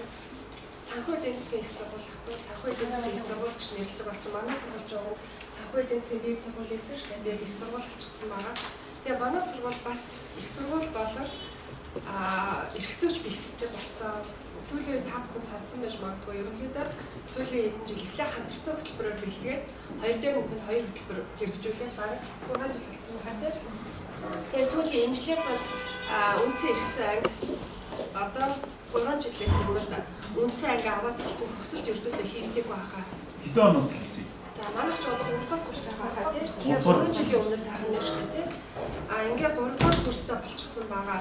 Тэгсэн чинь манай сургуулийн чинь хувьд одоо та бүхний хэлээд байгаа шаардлагуудыг ингээд сонсоод байхад жишээлбэл манай оюутнууд элсэхдээ бидний шаардлагаар сургуулийн шаардлагаар 2 шалгалтын нийлбэр онооны дунд чинь 600 гэсэн дүрмтэй тавьсан байх юм шүү дээ. Тэгэхээр манайх 620-оос дээш хүүхдээ авдаг. Айгуу сайн хүүхдээ авдаг гэсэн үг хэлдэг тийм. 500-ийн хажууд энэ хүүхдээ авч байгаа. Нөгөө талаар бидний багшийн цалин бас бүгдээрээ сая 500-аас дээш. Яг өнөөдөр бол тийм хэмжээнд цалин авдаг. За багшийн цалин чинь за доотлол нь хэдээс эхэлтгиймдээ сая 6-700 гэж явна шүү дээ. Ерөнхийдөө тийм. Тий сая гарнаас эхлүүлээд ингээд явчихдаг. Тэгээд энэ бүх шаардлагууд бол манайд бол байгаад байна. Гол нөгөө төгсөгчдөө одоо магадлалын идэвхжүүлэх болохоор манай сургууль чинь хууль зүйн сургууль биш шүү дээ. Санхүүгийн сургууль. Хөтөлбөрийн магадлалын идэвхжүүлэлт орё гэвэл манайх ч хөтөлбөр маань бол болж ийн гэсэн үг тийм үү? Хөтөлбөрийн магадлалын идэвхжүүлэлт үздэг. Нэр томьёоны хувьд хууль зүйн сургууль гэдэг түрүүний багшийн хэлсэнтэй адилхан манайхыг бас тайлбартаа оруулж өгвөл яасан юм бэ? Бид нар ч бол бусад шаардлагаа бол хангахад асуудал байхгүй сургууль болчиход байна л да. Ямар сургуулийн харьяа? Санхүү эдийн засгийн их сургууль. Доктор ямар сургуулийн хажуудлын. Нөгөө их сургууль дотроо ямар сургуульд нь харьяа? Манайх тийм сургууль гэж аахгүй юу? Тийм сургууль гэж аахгүй юу? Хөтөлбөр аваа явчихдаг байхгүй юу? Зүүн тийхэм гэдэг. Тий, тэгээ хэмждэг. Яг манайх шиг юм л гэдэг. Тий, эднийг яг ижилхэн асуулт асуугаад байна гэж бодоод би нэмээд асуугаад байна л да. Тий, хөтөлбөр авч явдаг. Тусдаа тэгэмж биш зөвхөн тий хөтөлбөр хэрэгжүүлдэг байхгүй манайх ч олон мэргэжлэр хийж байгаа. Тэгэхдээ үнээр өндөр шаардлагатай хүүхдүүдэд авдаг, өндөр шаардлаганд аваа сургадаг багш нарын ч гэсэн цалин савда орчин байдаг. Бас өөрөө үнсэн 90 жилийн хүүхдээ сургууль гэдэг чинь тийм ээ. Орчин өөрөө байж байгаа. Бид нарт одоо ямар тайлбаргүй та бүхэн санал оруулаад байна л да. Тэгэхээр эргээд энэ хуульч эргэцэн байдлын тухай хуулийн үзэл баримтлалыг бас судална. Өөрөлд энэ хууль зүйн сургуулийг магадлалын тэмцэх тухай яваад байгаа байхгүй юу? Ерөөсөө тэгэхээр энэ бол өөрөө одоо хөтөлбөр байна. Тэгвэл тэр нь тусдаа сургууль дээр хэрэгждэг хөтөлбөр байна гэсэн нэг тийм утгаар зарчим бол хууль байна гэж бид нар ойлгоод хуулиас уншихаар хууль зүйн сургууль гэдээ яваад байгаа юм. Тэгэхээр тэр утгаар ойлгож байгаа. Тэгвэл эргээд бас та бүхний одоо хоёр ч сургуулийн санал гарч байгаа учраас энийг яг ч судалж нэгтлээд тэгээ ажлын хэсэгтээ шийдээ явнаа гэж. Яг тэгвэл яг энэ бие даасан хууль зүйн сургууль гэдэг сургуульд явуулж байгаа сургуулиуд одоо л яг ховор авч татхын нэмрийн хууль зүйн сургууль тийм орхны хууль зүйн сургууль, үндэсний хууль зүйн сургууль, манай одоо эцгийн хууль зүйн сургууль гэдээ явж байхад бусад сургуулиуд бол маш олон төрлийн мэргэжлээр одоо эсэлт авч байгаа шүү дээ. Тэм дунд нь л ирэх зүй явж байгаа шүү дээ. Гүр одоо яг энэ бусад хүмүүсээс мэдгэл ах л та тийм одоо бэлэг гэдэг олон эсэлт авдаг тийм дотор нь ирэх зүй явж байгаа. Улаанбаатар гэдэг нь ялгаагүй тийм. За тэр нөгөө нэг юуны Улаанбаатар их сургууль шүү дээ Солонгост авчихсан. Тэр чинь бас маш олон мэргэжил явуулдаг гэдэг тийм дотор нь ирэх зүй байж байгаа осоо зэрэг. Энэ асуудал бол маш олон сургуулиуд авчирч байгаа гэж би зөвхөн бодчих. Хоёрдугаарт нь тэр Мусан багшийн хэлээд байгаа тэр багшийн нөгөө цалин үүсгэх хангамжийн асуудал бол энэ нөгөө өмнө нь бас архицсан боловсролыг одоо ижлээ сайжруулах төслийн хүрээнд энэ одоо багшийг яаж одоо сайжруулах вэ гэхээр ерөөсөө хуулийн сургуулиудын хамгийн том тулгымцсан асуудал бол багш бэлтгэх. За багшийг бас ажлын байранд доктор сургалтад ажиллуулах асуудал тулгымцсан асуудал байна гэж удаадаараа яригдчихсэн. Тэгээд хамгийн гол асуудал юу гэхээр сургуулиудын нөгөө цалин хангамжийн асуудал бас тийм төдийлөн нөгөө багшийн сэтгэл санаанд хүртэл байж чаддгүй учраас багшийн ажил бол тухайн одоо багшийн хоёр дахь ажил болсон. Нэг дахь ажил нь бол бизнесийн чиглэлийн ажил болчихжээ. Одоо яаж төлөвлөлтөд ажиллах вэ гэдэг асуудлуудаараа яригдаа шийдэл өгч чадаагүй. Яг энэ стандартыг харж байхад бол багш нарын хүлээж авч байгаа хандлага бол үнэхээр сайхан. Үнэхээр одоо яг одоогийн нөхцөл байдлаас даваад 2 сая гаруй төгрөгийн цалин авчдаг бол үнэхээр сайхан. Гэхдээ яг тэр нөгөө санхүү төсөв мөнгөний яг одоо гардан гүйцэтгэх хүмүүсийн хувьд яаж хүлээж авах вэ гэдэг бол сонирхол татчихл байгаа юм л да. Гэтэ одоо жишээлбэл манай багш нар гэдэг ярьж байхдаа бол ярилцчихлээсэн. Яг яалтчгүй стандартаар батлагдаад ингээд хэрэгжүүлэх ёстой болоод ороод ирвэл хүссэн ч хэрэгжүүлэх ойлгомжтой шүү дээ. Тэгээ нэгэн стандарт гэж батлаад гараад ирчихвэл. Гэтэ энэ бол бас багш нарын мэргэжил боловсролоо дээшлүүлэхэд бас тус төхөн болох бас нэг багшийнхаа ажилд хоёр дахь сэтгэлээр хандахгүй байхад бас ийм тус төхөн үзүүлэх байхаа гэж бид нар бол тэгж итгэж найдаж хүлээж авч байгаамаа. За бас нэг юм юун дээр байсан энэ магадлалын итгэхийн шилжлийн Монголын хуульчдын холбооны магадлалын хэмжлэх комиссийн дөрөвдөр магадлалын хэмжлэх комиссийн гишүүнд тавигдах шаардлага гэдэг. Энийг бас нэг тодорхой олгол зүгээр юм болов уу гэж харж байгаа. Жишээлбэл энэ дээр байж байгаа. Комиссийн гишүүн ёс зүйн өндөр шаардлага хангасан гэж байна тийм. Ихчээд хууль зүйн боловсрол эсвэл одоо дээд боловсролын хөгжилд анхаарал тавьж хувь нэмэр оруулсан туршлагатай гишүүний чиглэлгээ хэрэгжүүлэхдээ нийтийн ашиг сонирхлыг хувийн ашиг сонирхлоос дээгүүр тавь зан чанарыг эрхэмлэнэ гэж орхицсон. Энэ бол бас юм бүрхэг юм болов гэж ингэж хараад байгаа. Энийг бас нэлээд тодорхой олгомоор юм уу? Ёс зүйн өндөр шаардлага хангасан гэхэлэр чинь бас юм хэцүү болж ирж шүү дээ. За бас нөгөө цаг үеийн ажилтай холбоотой түрүүчийн бас хэлцүүлэлтээр байж чадаагүй. Гэхдээ би нэг асуудлыг яг энд ойлгох байгаа. Наранбаатар агшаас бас би тодруулж асуусан төлөв уралдах байсан боловч Наранбаатар агш бол надад ингэ тайлбарласан. Гэхдээ би дахиж тодруулах хүсэж байгаа. Энэ нөгөө хууль зүйн боловсролын зохистой хөтөлбөрийн стандарт гэдэг эрх зүйн бакалаврын сургалт болон хуульч бэлтгэх сургалт гэдэг байна шүү дээ тийм. Тэгэхээр энэ эрх зүйн бакалаврын сургалт хуульч бэлтгэх сургалт гэж яг юу хэлээд байгаа юм бэ? Ямар шаардлага хангасан хүмүүс хуульч бэлтгэх сургалтанд хамрагдах гээд байгаа юм бэ гэдгийг би өөрөө гайхаад байгаа байхгүй. Тэгээ Наранбаатар агшаас тодруулаад асуух надад бол хичнээн ангийн төгсөгчдөд энэ хамаатай өдрийн ангийн төгсөгчд хамаагүй гэж надад тайлбарлаад байгаа. Хуульч бэлтгэх дээр үү? Тий. Тэгээ би энийг бас надад тодорхой тайлбарлаж өгөөч юм гэж хүсэж байгаа юм. За дараагийн нэг асуудал юу гэхээр одоо нөгөө нэг сая бас яригдж байна л та. Хуульч эрх зүйн байдлын тухай хуулийн дээр байгаа нөгөө 4 жил 120 багц цаг гэдэг нэг заалт байгаа шүү дээ. Одоо энэ чинь нөгөө хичнээн ангийнхны гол маргаан дагуулдаг байгаа асуудал шүү дээ. Энэ асуудал ер нь одоо нэгэн хуулиар батлагдсан учраас мөрдөгдөх нь тодорхой болоод байх шүү вэ. Энийг бас нэг тайлбарлаж өгөх ямар болцоо боломж юм бэ гэдгийг бас тодорхойлохыг хүсэж байгаа. Тэгээ хуулийн тэр төсөл боловсруулсан хүмүүс тэр үзэл баримтлалын судалгааны 120 багт 120-ла хуулийн хичээл гэж ойлгосон гэж ойлгож байна. Баггүй юу? 120-ла. Тэгэхээр 120-ла гэж ойлгохоор нөгөө ерөнхий суурь хичээл гэж багтахгүй болчих шүү дээ. Ерөнхий суурь орчоор 150 болоо явчих тийм. Тэгээд дээрэс нь энэ бол хуулийн мэрэгжлийн боловсрол эзэмшүүлнэ. Хоёр хуульч бэлтгэх ийм зорилготой 120 багц байгаа байхгүй юу? Тэгэхээр энийг бол бид нар юу гэж ойлгосон бэ гэхээр энэ 120 багц бол хуулийн хичээл хууль зүйн сургууль 4-өөс доош хүчээр сурна гэсэн. Хуулийн хичээл үз 4-өөс доош хүчээр сурна гэсэн. Ийм байдлаар ойлгоод төсөл бол энийг задлахтаа яаж байгаа гэхээр нөгөө хуулийн 190 цагийн хичээлээ 2 хуваагаад 90 эрх зүйн бакалавр руу үлдээгээд 30-ын энэ хуульч бэлтгэх сургалт руу шилжүүлээ. Тэгээд эрх зүйч бол яг үгүй ерөнхий суурийн 30-аас 36 багц цаг хичээл үзэж философи түүх мөх гээд. Тэгээд 90 цаг цэвэр хуулийн хичээлээ үзээд 120 багцтай болоод эрх зүйч болчихно гэсэн үг байхгүй юу?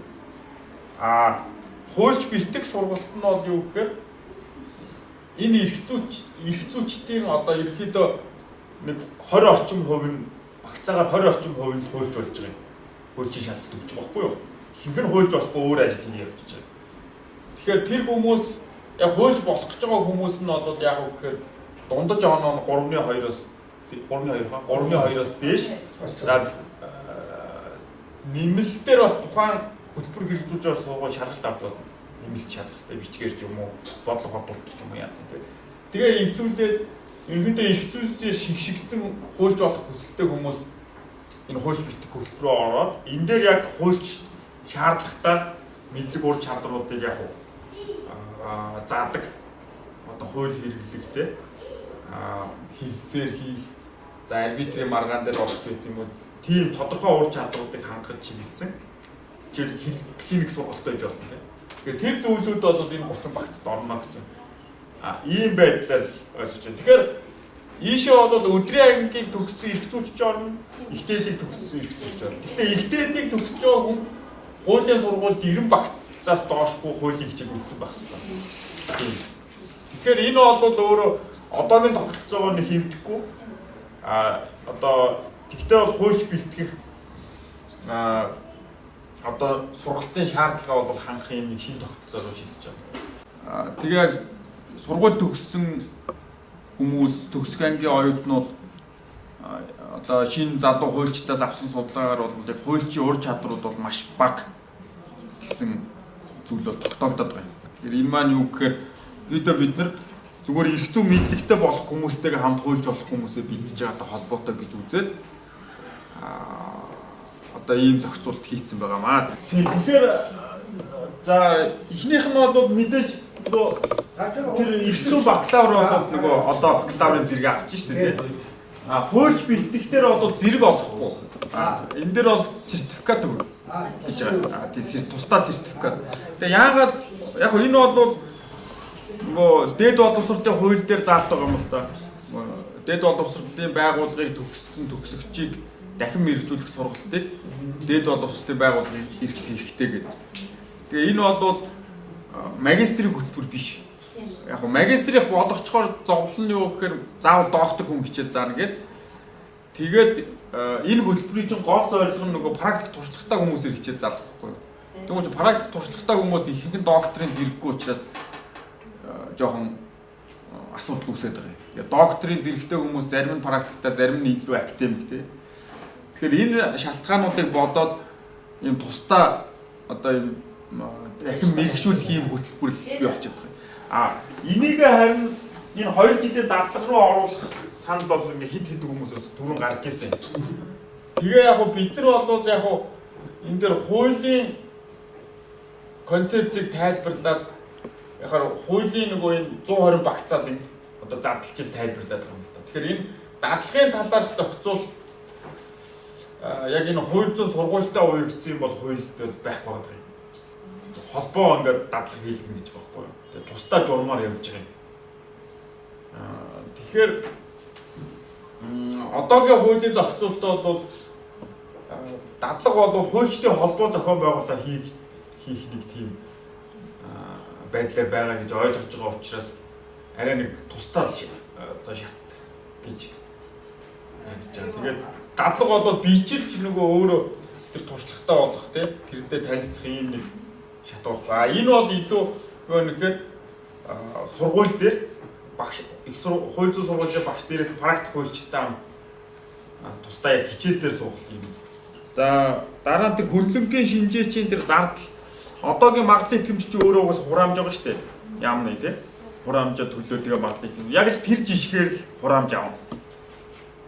Тэгээд тэр зардал яг тэр жишгээр тооцогдоод хуульчдын холбооны данс руу орж ирэхгүй юу? Хувь хүнд өгөхгүй. Тэгээ хуульчдын холбоо тэндээсээ нөгөө шинжээчийн тэр цагийн бүс мөсийн нөгөө. Тэгэхээр шууд мөнгө харилцаа үүсэхгүй, мөнгө авч болохгүй хориотой. Юу гэж одоо сургуулиас мөнгө аваад ч юм уу. Тийм зүйл бол одоо гарахгүй байх юуг бол бид зохицуултаас хийж байгаа. Тэгэхээр нөгөө шууд одоо тэгэхээр хэн шинжээчээр очих вэ гэдэг бол тухайн сургууль одоогийн магадлалын итгэмжлийн журмаар чинь нөгөө яамны югаар ингээд сонгоод байгаа байхгүй юу. Тийм юм бол байхгүй. Шууд хөндлөнгийн шинжээчд л очно гэсэн тийм төсөөлөл байгаа. Зүйл байна л да.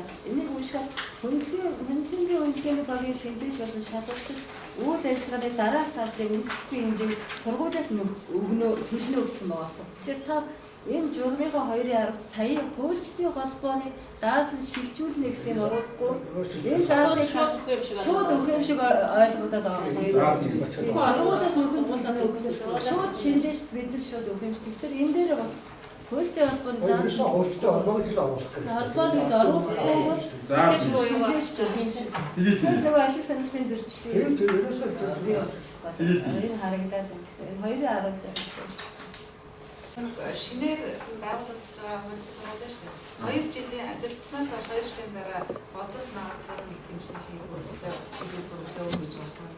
Гэтэл энэ чинь нэг нь болцох магадлалын итгэмж гэж аамж анхнаасаа хууль зүйн сургуулийн одоо энэ аттестатчлалын бүх стандартыг анхнаасаа маш сайн биелүүлсэн сургууль анх оюутан авахтаа манайх болцох магадлалын итгэмжлэлийг авах гээд ингээд өгчихсөн гэдэг байдлаар танилцуулбал нөө ядчил тэр сургууль эдийн засгийн хувьд оюутнуудын эсэл нэмэлтрэгээд оршин тогтнох боломж нь арай илүү болохоор байгаа. Тэний шудраг босч юм шиг юу гэрээ шинээр хууль зүйн сургууль байгуулахад аюу өндөр бостой байж байгаа. Бусад орны жишгийг харж агаад оруулж ирсэн заалтай. Ягаад тэгэхээр тодорхой ажиллагаа явуулах нэг жил гिचх юм бол ч бол мэддэхгүй шүү дээ яг ямар ажиллаж байгаа. Тэгэхээр гол нь бол тэр нөгөө тодорхой хугацаанд ажиллаад тэгээд тэр нь ямар хөө байгаа гэдг нь мэдгэж байгаа тэр нэг юм дээр чинь бодлого авах бол 2 жилийн дараа баг угаасаа Огт үйл ажиллагаа явуулаагүй сургууль дээр бол жишээл магадлал тэмдэглэл хийхэд хэцүү шүү дээ. Оюутан байхгүй, хүн байхгүй. За дөнгөж оюутнаа ихлээ эсүүлсэн гэр чи дүү мөнж гаргаагүй. Тэгэхээр 1 жил бол хитрхээ богинолч байгаа. Тэгэхээр 2 жил бол хамгийн боломжит хугацаа байхгүй юу? Хуулийн сургуулиуд тэмцсэн стандарт шаардлага дээр чинь болохоор нөгөө төгсөгчдийн нөгөө хуулийн шалгалтанд тэмцсэн хувь гэсэн тийм шалгуур байна. Тэгэхээр жишээлбэл саяны ярьж байгаа тест дээр бол шинэ байгуулагдсан гэхээр чинь нөгөө төгсөөгүй 2 жил болж байгаа гэж зөвхөн 2 дугаар курстэй байх болно. Тэгэхээр тэр одоо нөгөө шалгуурыг хангасан хэсгийг тогтоох боломжгүй болж байна. Тэгэхээр энийг бас нэг болж үзэх. 2 жил ажиллах нь шүү дээ. Тэгээ магадлалыг тэмдэглүүлэх хэрэгтэй. Тэгээд нөгөө төгсөн шүү дээ. Тэгээд магадлалыг тэмдэглүүлж байгаа чи өөрөөр шууд бол тэр сургууль нөгөө төгсөгчдийн шалгалт өгөөгүй учраас болцолт магадлалыг хэмжил авахгүй ихний хэмжээнд. Өөрөлд тэр чинь нэг стандарт чи өөрөө нөгөө төгсөгчдийнх нь хуулийн шалгалт тэнцсэн хувь байгаа шүү дээ. Тэгэхээр болцолт магадлалыг хэмжил чинь доотлол нь 2 жил хугацаа өгч байгаа. Тэгээ 2 жил нь дуусан гут чинь одоо дахиад 2 жилийн дотор бүрэн магадлалыг хэмжиж байгаа. Тэр үед бол яг үгээр нөгөө төгсөгчдөөс нь ихний шалгалт өгөх тийм нэг юу хугацааны үг л харсан л. Тийм учраас энийг бас уян хатны юм хийж болно шүү дээ. Зөвлөж байна. Заавал тэр сэтгэлэхгүйгээр аль сургууль тэгтэр яг яагаад гэвэл сургуулийн яг хүнтэй холбоотой. Яг энэ дээр чинь магадлан итгэмжлээ гэж хавцсан дээр байгаа. Магадлан болцол тавхлын цэцгээр нэг заавал тийм нэг зөвлөж тэр наашаа шүүх явахтаа тэрний заавал тавина гэсэн юм зам дотор байгаа шүү дээ. Тэгтэр энийг бас юм бодмоор өсөө. Заавал тэр бүхний дурдаад авах шаардлага байна уу гэдэг юм. Бас бодох ёстой шүү дээ. Магадлал итгэмжлэх гэж байгаа сургуулиуд дээр хамгийн гол чухал юм. Эсэгчдийн тоо. Тэгэхээр ерөнхий боловсролын сургууль одоо 17 онд, 18 онд, 19 онд хичнээн хүүхэд одоо төгсөх юм бэ гэдэг энэ тоог авсны дараа нөгөө сургуулиуд чинь эсэгчд байхгүй бол үйл ажиллагаа явуулах хэцүү болно шүү дээ. Тэгэхээр одоо 17, 18, 19 оны тоог бол манай сургууль авсан. Тэгэхээр энэ жил болохоор 36,000 хүүхэд байна. Хойдон болохоор 47,000. Дараагийн жил 17,000 төгсгий. Тэгэхээр энэ дээр чинь нөгөө 14 хуулийн сургууль чинь хичнээн 19 онд 17,000 юм. Тий 19 онд 17,000. Бид нар чинь одоо нодны эсэлт их таар байсан шүү дээ 19,000. Тэгэхээр тэр бас хуулийн сургуулиудын үйл ажиллагаа бусад сөрөглөө болж байна. Нодлын хэдэн мянга гарч ирсэн? Нодлын чинь